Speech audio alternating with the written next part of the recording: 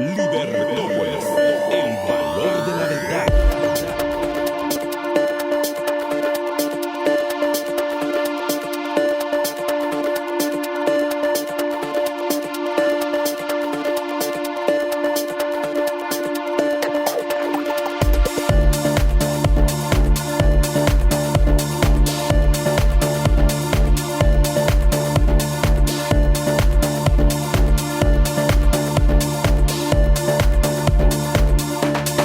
Estimados amigos oyentes, primero que nada, pues darles las gracias a todos y cada uno de ustedes por la sintonía a través del FM, también a través de nuestras redes sociales. Y tal como les ofrecimos a lo largo de todos estos días, hoy vamos a continuar con nuestra serie de entrevistas a diferentes personalidades del ámbito político que tienen una relación directa o con partidos políticos o con precandidaturas o con programas de gobierno. Y este es el caso en el cual aceptó nuestra invitación Manuel Villacorta, que lo tenemos ya aquí en nuestra cabina, vino muy temprano. Y vamos a platicar con él al respecto de los pormenores de su vida, conocerlo tal y como lo hemos hecho con algunos otros de los invitados a lo largo de todos estos días. Así que Manuel Villacorta, bienvenido a Libertópolis. Buenos días. Buenos días, Juanfra. Gracias por la invitación. Me siento también muy satisfecho de volver a ver a Estuardo. Así es que muchísimas gracias. Aquí estamos a la orden. Muchísimas gracias. Bueno, empecemos. ¿Quién es Manuel Villacorta? Sé que rápidamente fuiste catedrático allá en La Marro, fuiste catedrático también, entiendo, en San Carlos, estuviste dando cátedra en diferentes universidades del país, fuiste embajador también, estuviste allá en Israel, en el gobierno de Álvaro Arzú, y también sé que tenés una prolífica carrera como empresario, pero decíndolo tú en primera persona, contanos más de tu vida, por favor. Bueno, pues mira, yo creo que he tenido una vida afortunada.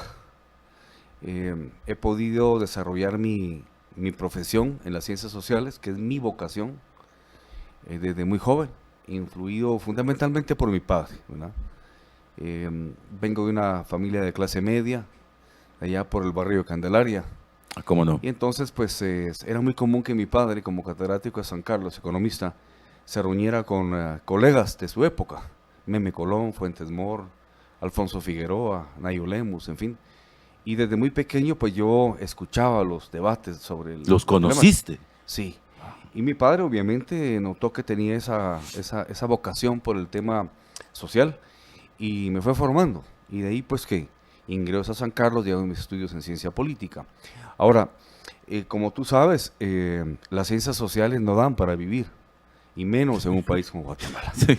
Entonces, había que ver de qué sobrevivía. Bueno, fui catedrático universitario, consultor de algunos organismos internacionales, y ahí fuimos librando esa batalla por tener ingreso, ¿no? Pero a mi retorno de Guatemala, después de un largo periplo por Israel, España y Estados Unidos, busqué una forma de financiarme, ¿no? Y entonces construí una empresa, ahí entramos a la fase del ingenio. Me encanta la ingeniería y construí una empresa que se dedica a elevadores para personas con discapacidad. Elevadores para personas con Así discapacidad. es, ya llevo más o menos 7 años en eso, prácticamente desde que regresé a Guatemala. Entonces he mantenido mi vocación social y la he sostenido a base de mi trabajo, que es mi ingenio, que es el tema de la empresa. Cambiando vidas realmente, Juanfra, porque tener un elevador para una persona con discapacidad le cambia la vida totalmente. Por Pues supuesto. es que es un trabajo muy duro, complicado, pero muy estimulante. Entonces he estado en esos dos campos, ¿verdad? De eso vives y te financias. Así es, yo no tengo contratos con el gobierno, es decir, empleado de gobierno, tampoco con el sector privado, ni con la cooperación internacional, no me financia ninguna ONG. Trabajo por lo que gano cada día, cada cliente que me llama y logro convencer y logramos hacer la venta y le montamos su elevador, que nosotros lo construimos de acuerdo a las necesidades. O sea que no importas. No. La caja en sí no la importas. No. Nosotros Tú importamos los motores. fabricas. Los motores, por ejemplo, el sistema eléctrico, pero la torre del elevador la fabricamos nosotros porque recuérdate que no todas las casas son iguales. Claro. A veces el elevador se pone en el exterior, en un jardín, por ejemplo, ¿no? Porque no cabe adentro. A veces sí podemos ponerlo dentro de la casa. Y de losa a losa tú puedes encontrar 280, 310, 320. Entonces la torre varía la altura. Lo diseñamos específicamente para la casa. Y también eventualmente el tamaño de la plataforma, porque hay personas que la quieren muy pequeñita, solo para ella, y hay personas que requieren una plataforma más grande porque se van a movilizar con silla de ruedas y un asistente. Así es que esa es la gran ventaja que tenemos en cuanto a competencia, que nosotros nos adecuamos a cada condición. No se puede tener un modelo uniforme porque no sería útil por la variabilidad de residencia, ¿no? Claro, Sí. pues mira qué interesante. Quienes estén interesados en este servicio, creo que sos el primero que nos comparte a detalle esa actividad con la cual te financias y me parece magnífico. Gracias, Juan. Creo que es importante, Manuel, conocer primero que nada tus acercamientos políticos, lo que piensas respecto y también, por favor, que desde tu óptica nos puedas hacer un diagnóstico de la situación de país, y que bajo esos dos lineamientos podamos ir aclarándonos las ideas. Ok. Bueno, mira, yo creo que Guatemala está pasando una situación verdaderamente grave. A mí me preocupa muchísimo de que siento que no hay mucha conciencia de eso, y particularmente de aquellos grupos de influencia, ¿verdad?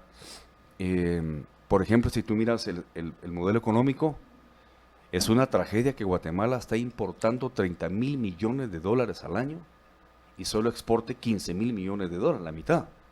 Vivimos de importaciones. Ahí la balanza comercial es negativa. Solo, únicamente por el ingreso de las remesas, que son otros 15,000 millones, logramos estar 30-30. Pero es un error poder, es decir, seguir confiándonos en las remesas, porque va a llegar el momento en que las remesas van a empezar a caer. Eso está estudiado, ¿verdad? Y entonces el tema es que, primero que todo, cada vez es más difícil para los migrantes ingresar a Estados Unidos. La automatización de los trabajos en Estados Unidos está muy acelerada, prescindiendo de trabajadores. Los inmigrantes que están allá, tú recuerdas, por el tema etario, van envejeciendo, ya no pueden trabajar tanto. Entonces, puede darse el caso que empiecen a caer las remesas. ¿Qué vamos a hacer? Porque las exportaciones no las vamos a subir de un año para otro, es un proceso, es una estructura económica. Claro. Eso en lo económico, el altísimo nivel de desempleo que tenemos, la inflación. A mí me ha tocado ahora visitar mercados. Una libra de carne común está en 40 quetzales. La libra de frijol, maíz andan rondando entre los 6 y 8 quetzales. Menudo, 10 quetzales. Una libra de pollo, 16. La gente no puede ya consumir. Entonces hay un golpe también en cuanto a la economía doméstica y estructural. Y si te vas a lo institucional, ¿qué tenemos? Tenemos un país donde el 97% de los delitos quedan en impunidad. ¿Dónde queda el Ministerio Público? ¿Dónde está el sistema de justicia? 3 años con los mismos magistrados. Es inaudito. Entonces tenemos que el modelo económico ya no está funcionando como debieron, ya no genera empleo, y a nivel institucional no vivimos dentro de un Estado de Derecho. Hay mucha impunidad, falta de credibilidad. Entonces todos estos elementos, si tú los conjuntas, nos llevan a una situación muy grave. Y nos acercamos a un proceso electoral en donde podría haber un recambio, ¿verdad? Y llevar autoridades que realmente retomaran la ruta correcta del país. Pero lamentablemente nos estamos dando cuenta de que hay mucha incertidumbre y mucho escepticismo social hacia lo político. O sea, la situación en términos generales, Juanfra, se perfila un poco preocupante. Y mira, hablando de esa certidumbre que deberíamos tener, y con Estuardo lo platicamos en más de una oportunidad, es que esta falta de certeza creímos que solamente tocaba en el aspecto jurídico, pero ahora que estamos en el periodo eleccionario, nos hemos dado cuenta que esta incertidumbre también alcanza a las autoridades del Tribunal Supremo Electoral, que hoy te dicen sí, mañana te dicen no, pasado tal vez sí, después te vuelven a decir que no, y crean en nosotros, los electores, la incertidumbre de nuestras propias corrientes ideológicas. Y entonces, ¿para dónde agarramos? Sí. Mira, ese es un elemento muy delicado. En primer lugar, porque hay mucha inconsistencia en cuanto a la legalidad y la interpretación legal, ¿verdad? Es común que aquí se empiece con el Tribunal Supremo, se recurra a la Corte Suprema, nos vayamos a la Corte de Constitucionalidad, amparos, en fin. Se ha vuelto un proceso muy confuso en todos los ámbitos. Entonces no tenemos certeza jurídica, la ley es difusa, de una aplicación antojadiza a veces, y tú lo conjugas con otro elemento grave, y hay que decirlo, la falta de credibilidad en la legitimidad y la capacidad de las autoridades judiciales. Se les cuestiona cosas delicadas. Correcto. Tienes un marco legal muy difuso y jueces o magistrados que tampoco están generando, digamos, confianza popular. Eso es muy grave porque, como tú bien lo planteas, ya no sabemos a qué atenernos, porque hoy puede haber una decisión, mañana puede haber otra, y esto altera gravísimamente la participación política y también la credibilidad ciudadana sobre el proceso. El riesgo es que esta judicialización de todo lo político siga creciendo, yo lo he dicho, que sea una campaña negra y sucia, descaradamente sucia, lo que va a hacer que la población se separe y se aísle aún más de lo político. Así yo no voy a votar con tanto candidato y tanta cosa fea y sucia que hay ahí, candidatos que no son idóneos, no, yo no voto. Podríamos llegar a tener, eso se está especulando, ¿no?, un nivel de abstencionismo demasiado alto como nunca en la historia. Eso sería delicadísimo porque ya le estaría restando legalidad y legitimidad al proceso en esta situación. Pero ahora entiendo que has tenido visitas al interior, has viajado, has platicado. ¿Cuál es la percepción que se tiene? Porque yo entiendo, nosotros algunas veces pecamos de ser muy diametralmente cortos por el hecho de que nos circunscribimos a la ciudad capital, pero son 108,000 kilómetros y ya que los has tocado, ¿cuál es esa percepción general, Manuel? Mira, es cierto, para poder tener una visión, diríamos, holística, integral del país, hay que viajar. Son realidades muy distintas, ¿verdad? La que tú puedes encontrar en Occidente a las costas del Atlántico, por ejemplo, ¿no?, o a la costa sur. Pero yo te diría que buscando ejes transversales para todos, en toda la población el problema más grave que hay es la sobrevivencia. Cómo poder adquirir recursos financieros para poder vivir. Las madres están pasando problemas delicadísimos, es que lo vimos en las visitas a los mercados. Hablamos con personas que venden carne, verduras, granos básicos, y coincidían en decir, mire, yo como vendedor me siento muy dolido, porque la gente viene y me pregunta, ¿cómo está la libra de carne? 38. Ah, bueno, gracias, y se van. Yo sé, nos decía el carnicero, que esa gente no va a comer carne, no les alcanzó para comerla. Entonces, están viviendo una dualidad de que cada vez venden menos, también los vendedores, y por otro lado viven ese drama de que la población ya no le está alcanzando para vivir. Entonces, un eje transversal, y también pasa en área urbana. La gente que puede ir incluso a un supermercado, fíjate bien, entra con temor.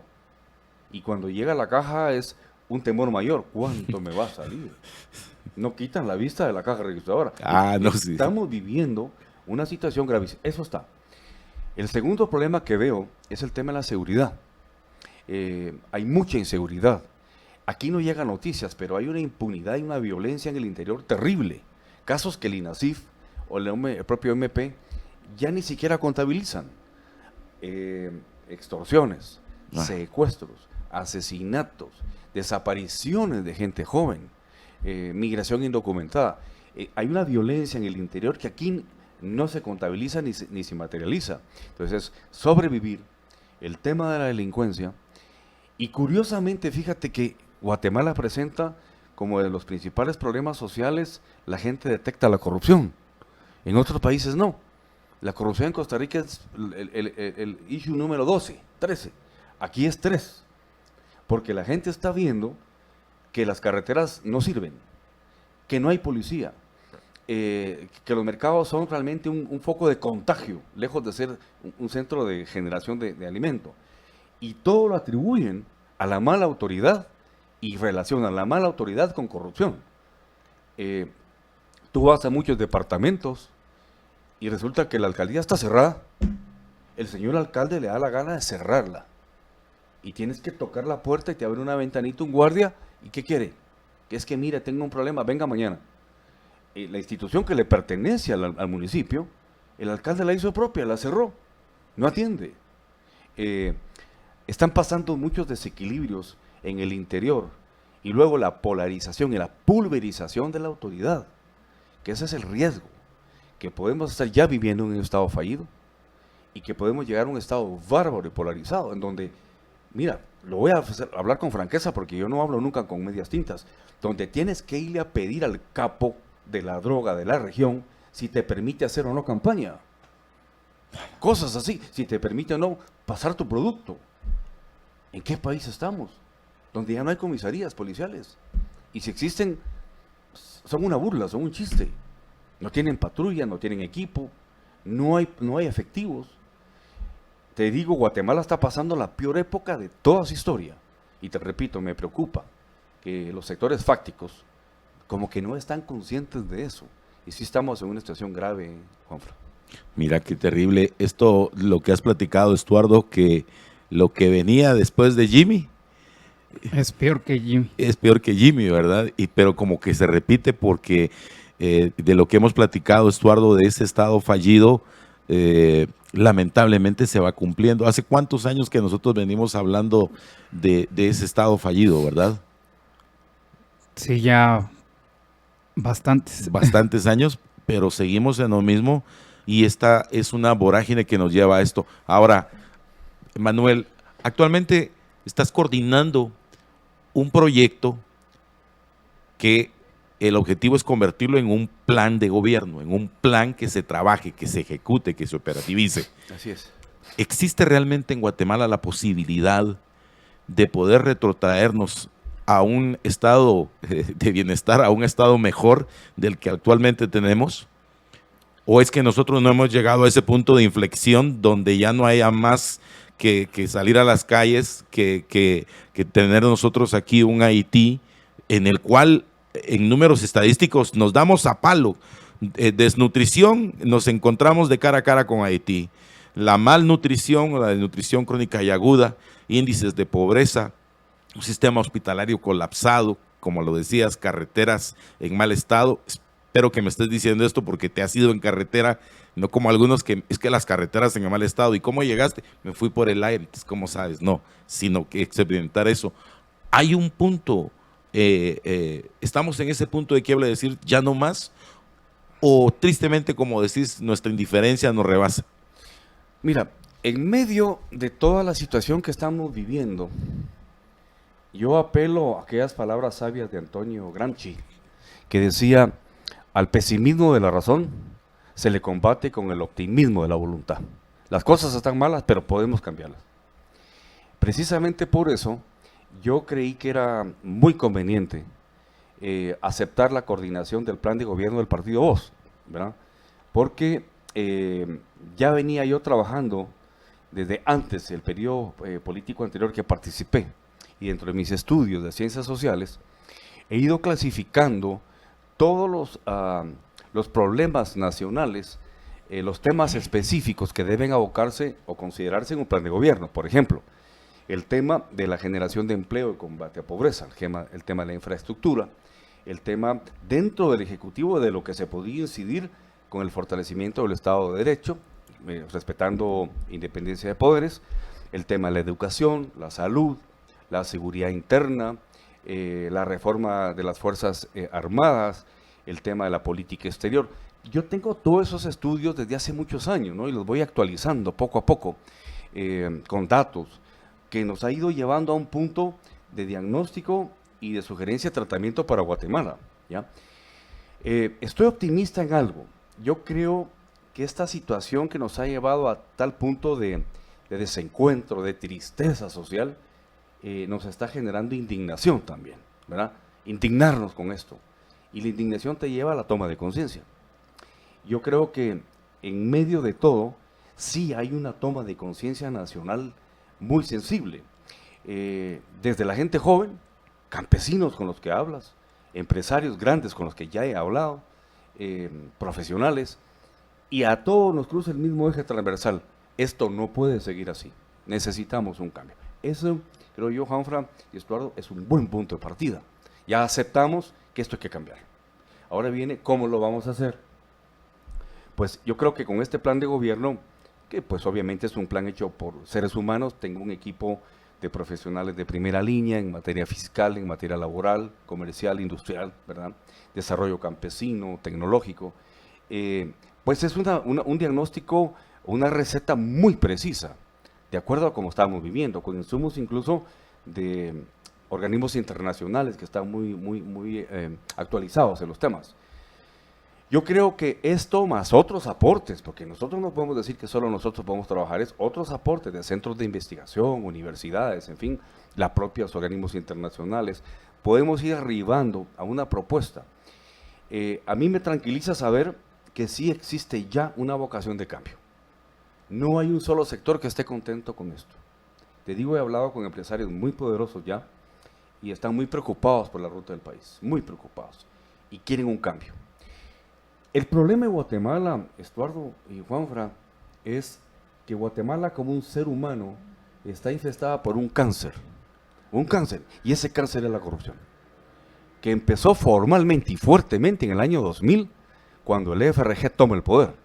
Por primera vez en la historia de este país, la clase política financiada por el crimen organizado toma el poder total en Guatemala, año 2000. Y el año 2023 que vamos, ya estamos hablando que son 23 años. Se han especializado, manejan esto increíblemente, son muy poderosos. Porque la partidocracia corrupta, y lo digo con todo respeto, no son tres sombrerudos con la pistola en el cincho. Ahí tú metes autoridades judiciales, medios corporativos, hay mucho poder metido en eso. Y lo digo claro, porque no tenemos temor a que eso es lo que hay que romper.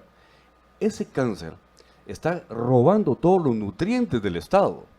Son 6,000 millones de quetzales al año que se roban en la obra pública. Por eso no hay dinero ya para escuelas y hospitales.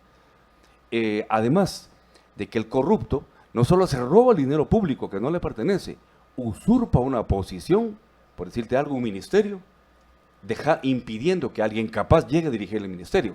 Doble efecto negativo de la corrupción. Porque ese ministro es un ladrón y roba, pero además está ocupando un espacio que impide que alguien capaz llegue a ese puesto a hacer bien las cosas. Hay conciencia de que el problema de Guatemala se llama partidocracia corrupta, y son todos esos partidos que conocemos, que se reciclan, que cambian de nombre, que se ponen otro logo, otro color, pero que el titiritero es el mismo, ¿verdad? Son muy poquitas excepciones que no están dentro de ese ámbito. Ese es el problema de Guatemala. Ahí tenemos que apuntar todos, ciudadanos, profesionales, empresarios, porque no podemos vivir con eso. Es decir, se está robando los nutrientes y la direccionalidad del país. Mientras que los demás países en el mundo están buscando ya solución y lo están encontrando a la era post-COVID y desglobalizadora, nosotros estamos perdidos. Me tranquiliza saber que hay conciencia de que el problema es eso y que contra eso tenemos que apuntar. Delicado, pero hay que decirlo. Ese es el problema más grave que estamos viviendo, Juanfran. Bueno, pues ese es el tema y nosotros lo hemos platicado, ¿verdad? Vos cuando decimos cuál es el primer acto corrupto de una persona. Es aceptar un puesto para el cual no está preparado. Correcto. Exacto, en eso estamos.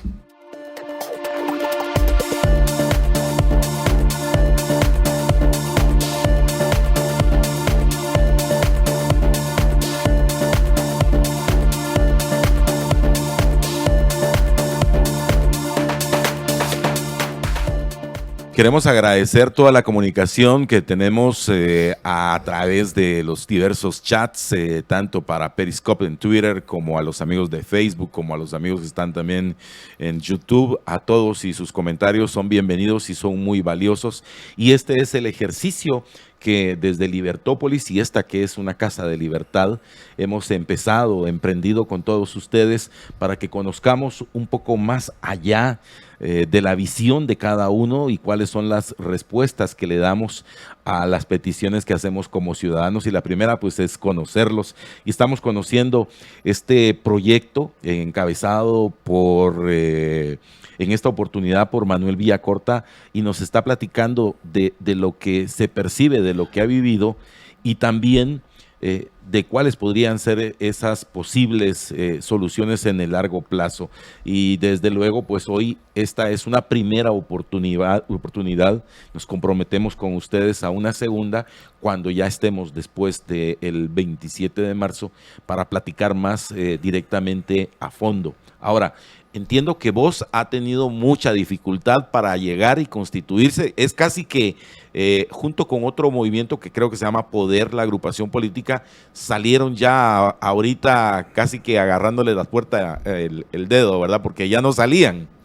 Sí, mira, lo que pasó con el partido es que es una corriente ideológica que pretende rescatar principios de socialdemocracia en una era diferente, ¿no? Que la interpretamos muy bien. El partido sí ha tenido obstáculos deliberados, de influencias perniciosas, ¿no? Que no querían que el partido surgiera. ¿Cómo no? Sin embargo, hay que reconocer que la constancia y el esfuerzo de varios de los diputados del grupo parlamentario de oposición agotaron las instancias legales y realmente lograron que el partido naciera la vida política. Ahora, están haciendo la vida política muy repentinamente, a diferencia de otros partidos que han tenido todo el tiempo del mundo, pues en este momento con el tiempo contado y diríamos los plazos fatales, se está corriendo con el tema de la organización legal en los departamentos, en los municipios y sobre todo en la ejecución de las asambleas municipales, departamentales, ¿no? Y luego vendrá la nacional. ¿Y si les va a dar tiempo, Manuel? Sí, da tiempo. No, sí. Corridito, pero... Sí. Ya hay organización en 14, legal en 14 departamentos y se va a más. Y 80 municipios y se va a más. Porque hay un fenómeno interesante, Juanfra, y que la gente está pidiendo, pues obviamente yo soy el coordinador del plan de gobierno, pero utilizan mis redes para preguntarme que a dónde se afilian, que a dónde llegan, que mucha gente que quiere participar con el partido Voz. Eso cualquiera lo puede ver en las redes, no lo estoy inventando. Está generando, digamos, una emocionalidad sana, interés social, y eso ha hecho pues que ese caudal humano venga a cooperar. Y tú encuentras, por ejemplo, en las asambleas, ¿verdad? O en la apertura de las sedes, por ejemplo, que llega mucha gente y participa. El partido es obviamente un partido pequeño, sin recursos, jamás, nunca se llegaría al hecho de pagar para movilizar gente. Primero, no se tienen los recursos y es una práctica que definitivamente queda descartada, ¿no? Es deleznable. Sí. Mira, hemos visto cómo los demás partidos llegan a repartir bolsas de alimento, láminas, cemento, rifan motos. No se puede porque en primer lugar nosotros no tenemos esos recursos y en segundo lugar es el respeto al ciudadano, ¿no? Una persona, un campesino, por muy humilde, vale más que 20 millones de láminas juntas, ¿no? Entonces, no es una práctica. La gente ya despertó. Yo lo que veo, y esto nos anima a continuar, es que ya hay mucha conciencia. En este momento yo sé que este programa es muy oído, muy escuchado. Mucha gente va en su carro ahorita escuchándolo. Esa gente ya despertó. Esta gente tiene una radiografía, la gente que nos escucha, muy precisa de Guatemala. Se vive con miedo y con incertidumbre hacia el futuro, hacia dónde vamos, pero es toma de conciencia. Y entonces cuando algo surge que puede ser una expectativa de cambio, genera simpatía. Y te digo de verdad, mucha gente joven, por ejemplo, estuvimos en Quetzaltenango hace unos días, el fin de semana, y a donde fuimos, la convocatoria era grande, la gente llegaba, ¿no? Se hizo, por ejemplo, un evento público abierto, se convocó por medios de redes sociales a profesionales para hablar un poco sobre la realidad nacional, ¿no? Y mira, había más de 180 profesionales que no están vinculados con el partido. Se inscribieron y estaba lleno el salón, de muy alto nivel la gente, ¿no? Es decir, por otro lado, en medio de esta situación de tristeza, de incertidumbre social, la gente hizo conciencia. Y aunque parezca mentira, la gente quiere participar. ¿Verdad? Yo recibo hace unos días varios mensajes así, pero el último de un señor de 72 años que me dice: Manuel, soy dentista, soy odontólogo, sigo a mi edad trabajando porque necesito el dinero. Y debo contarle que mis hijos profesionales están desempleados, que de mi sueldo estamos viviendo mi esposa, mis hijos y mis nietos. Yo ya no aguanto este país, Manuel. ¿A dónde llego para apoyarles? Porque quiero trabajar con ustedes. Nunca he estado en política. Esas son cuestiones que llegan al alma, Juanfran, Estuardo, porque ya hay conciencia. Eso es lo que nos anima, ¿verdad? Así es que en medio de la tragedia hay conciencia. El partido pues está creciendo, es pequeño todavía, pero te digo, creo que es el quinto ya a nivel nacional de afiliación. Fíjate eso. Ah, qué interesante. Y tiene... Y tiene días, ustedes son de días. Días. Y haber pasado ese filtro al TSD, que había que ver cómo se bloqueaba y se pasó. Y te digo, con uno de los rangos etarios más interesantes de gente joven. Es un partido que tiene fundamentalmente el 80% es gente joven que no pasa los 35 años. Ah, mira qué Es interesante. un fenómeno interesante. Sí, porque según una publicación que nosotros estuvimos aquí viendo, te recordarás, Estuardo, hace como, bueno, la semana pasada, de los grupos etarios de los partidos políticos, encontramos que era alrededor de una media de 55, 56 años, el promedio en edad de partidos ya tradicionales, o sea, como que la misma gente era la que traían, era el voto duro de cada uno de ellos, pero no hay partidos que puedan convocar el voto más joven. Claro, y además... Que es contra el que lamentablemente se ha hecho tan poca promoción por parte del Tribunal Supremo Electoral para que... Sí, ese es un tema que me gustaría abordar. Mira, adelante.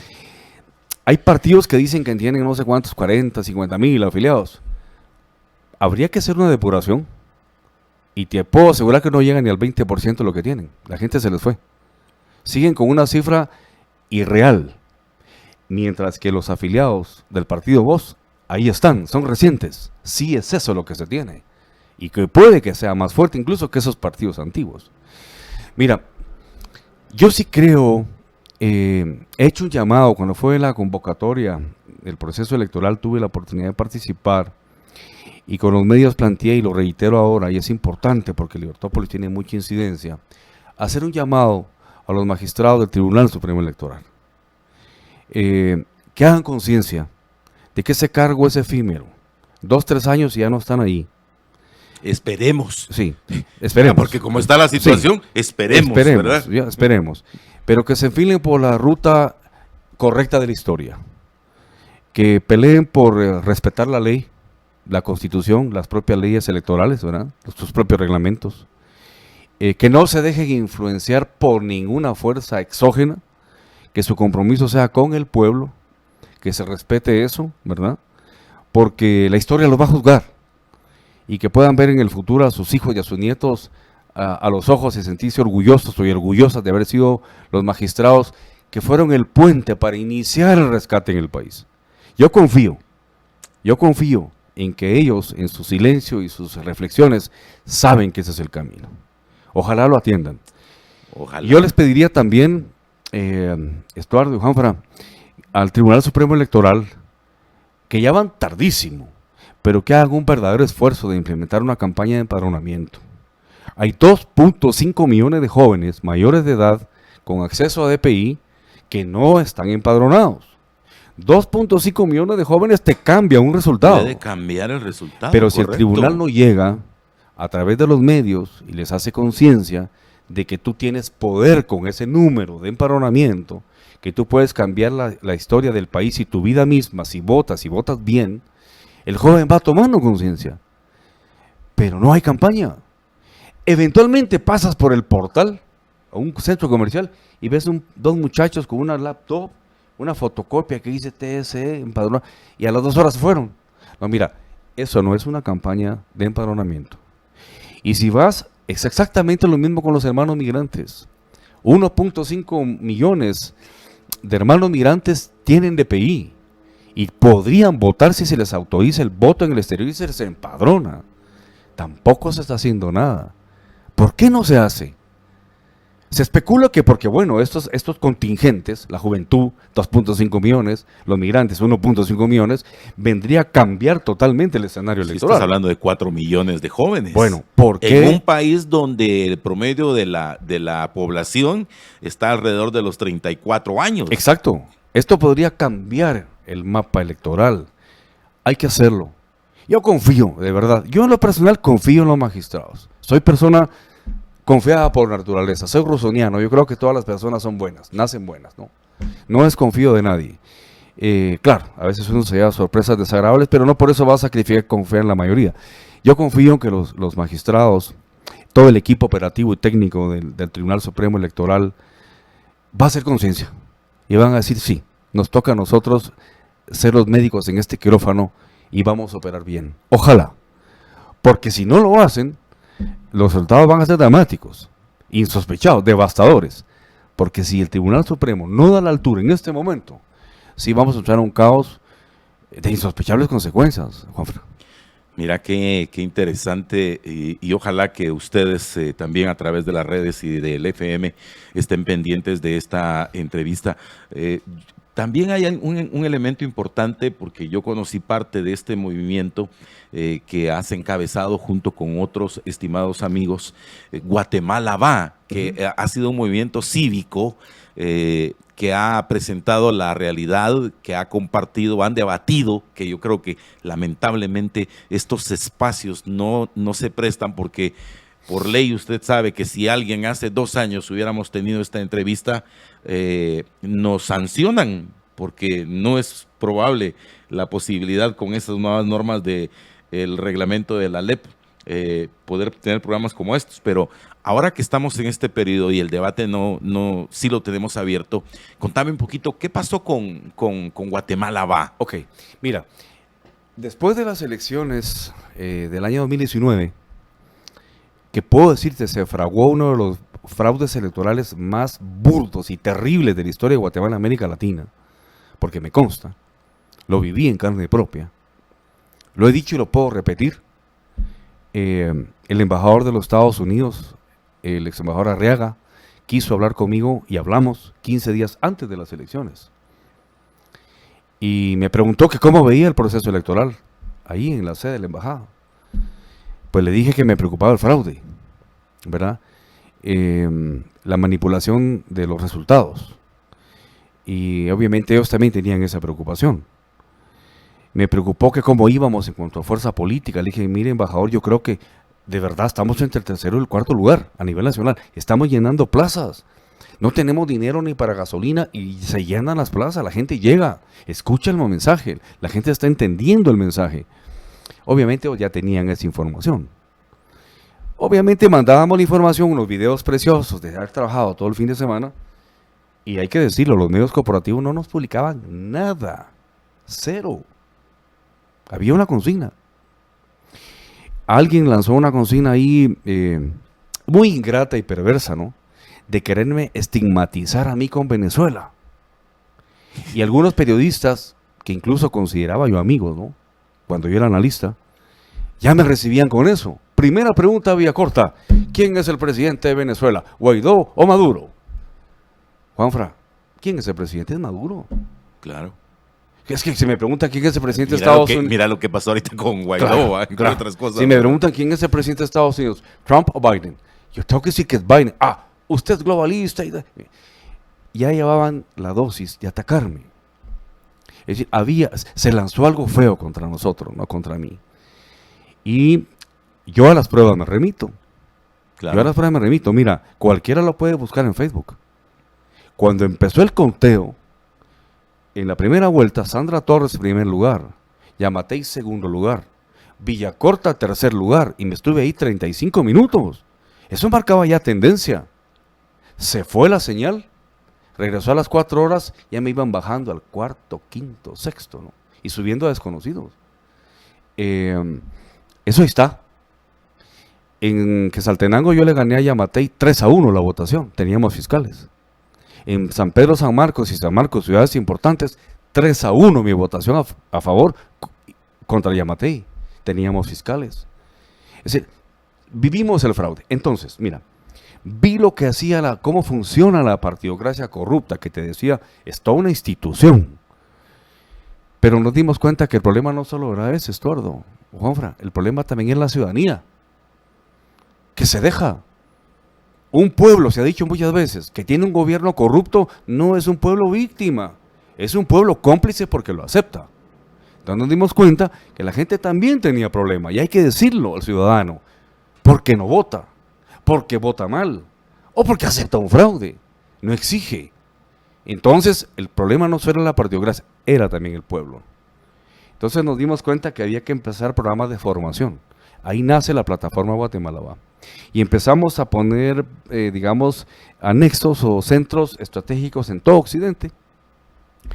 Hemos capacitado a más de 5,000 jóvenes con un curso de inducción política físico y a través de métodos informáticos de distancia online, donde se les da un curso sobre historia política contemporánea, los principales problemas socioeconómicos de Guatemala, historia de las ideologías políticas, que eso es importante, que entiendan que realmente es izquierda, derecho y centro, eso no, y el manejo de categorías y conceptos fundamentales en ciencia política y sociología.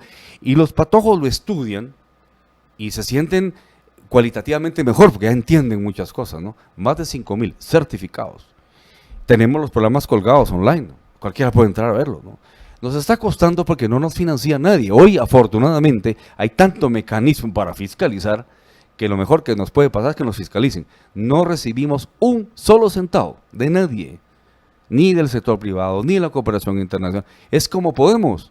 Cada quien pone lo que puede, ¿no? Nos compartimos carros, en fin. Y ha sido trabajo de base. La plataforma, pues, ha crecido mucho.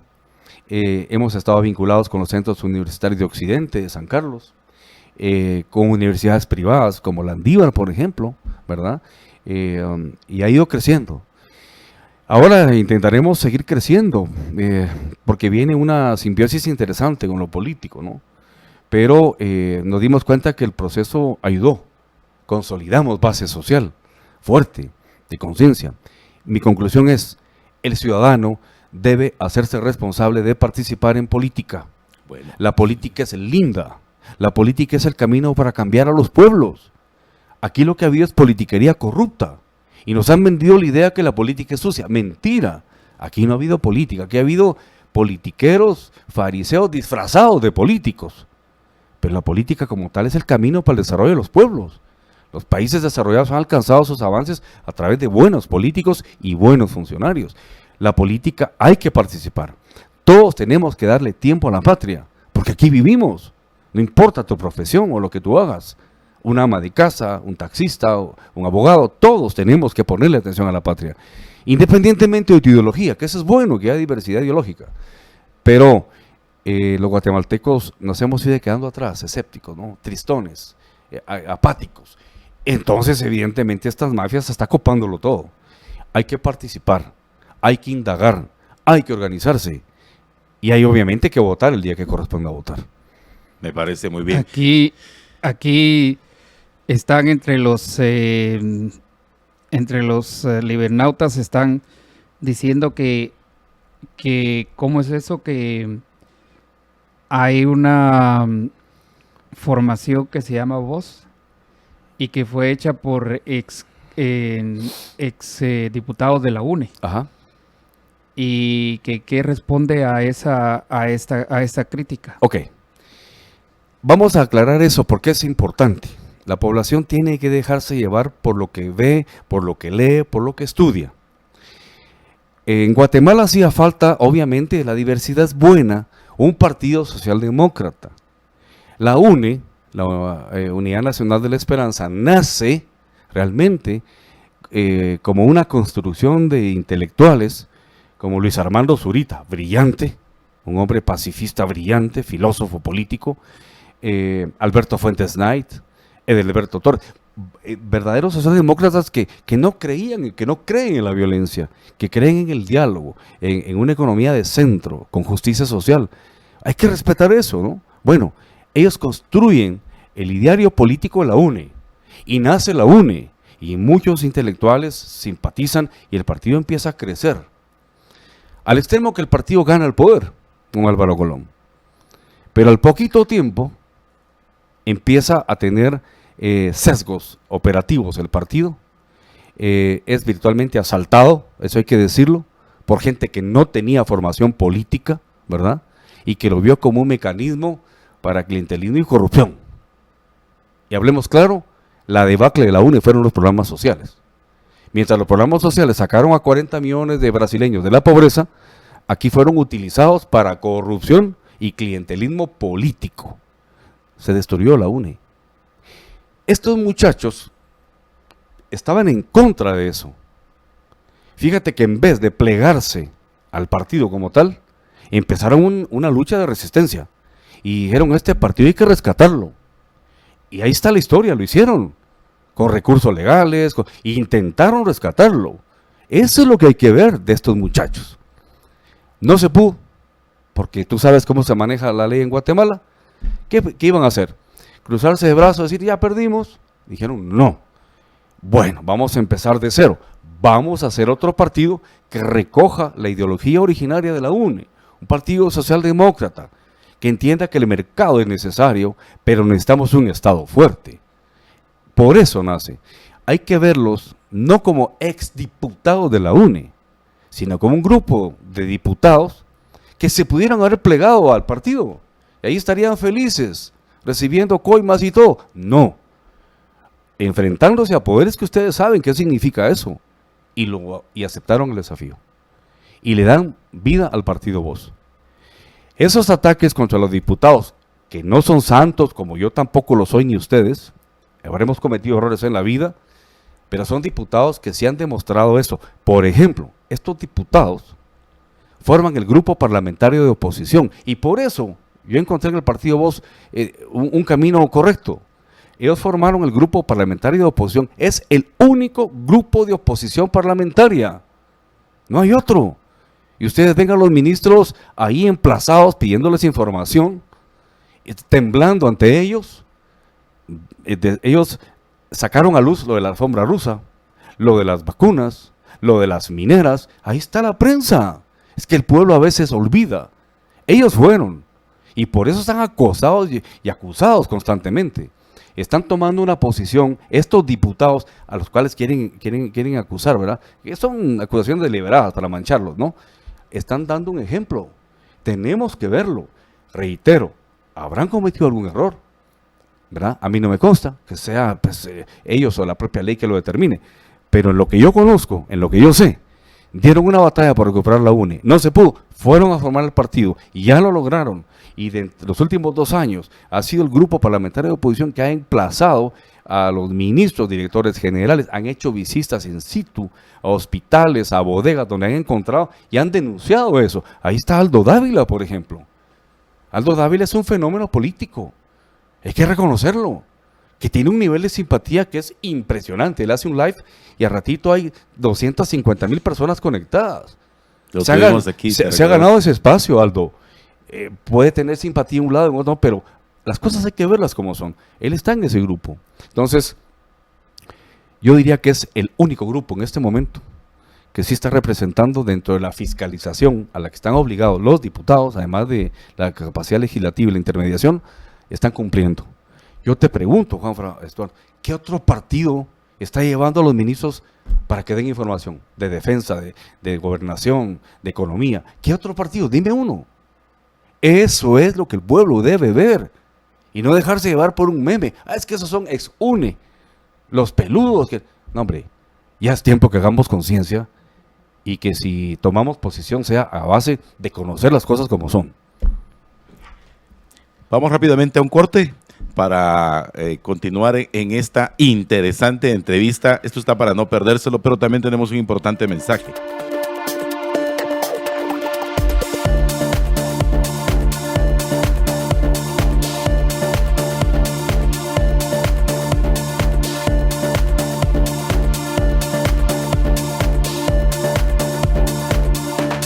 Creo que algo importante, Manuel, que no podemos dejar en el tintero es qué piensa Manuel respecto a 3 elementos que te voy a poner sobre la mesa. Primero es un mercado libre, las inversiones nacionales y extranjeras, y algo que creo que es muy importante es el tema que hizo famoso de alguna manera la señora Torres, pero que debería ser inherente a todos nosotros, el tema de la solidaridad.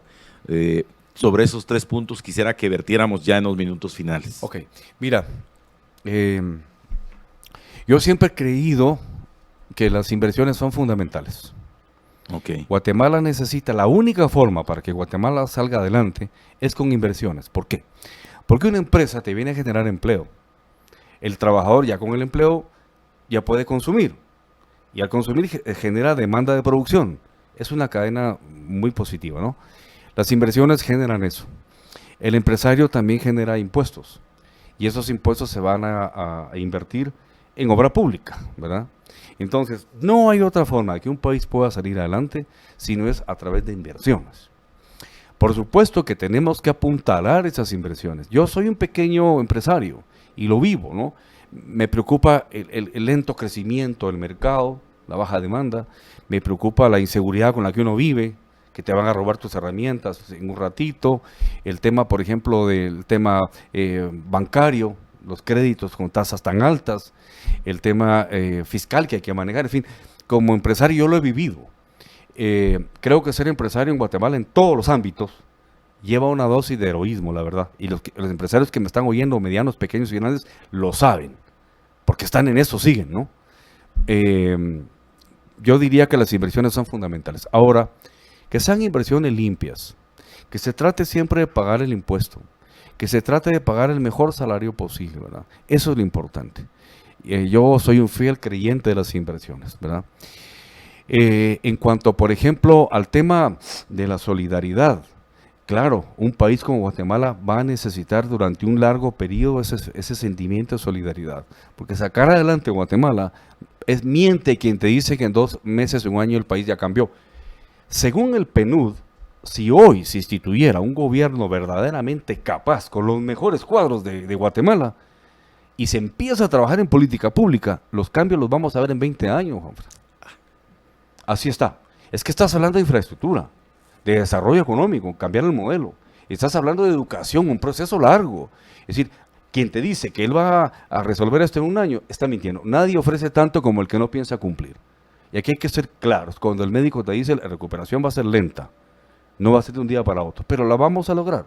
Entonces, ahí media la solidaridad. Los que más tengan, compartir.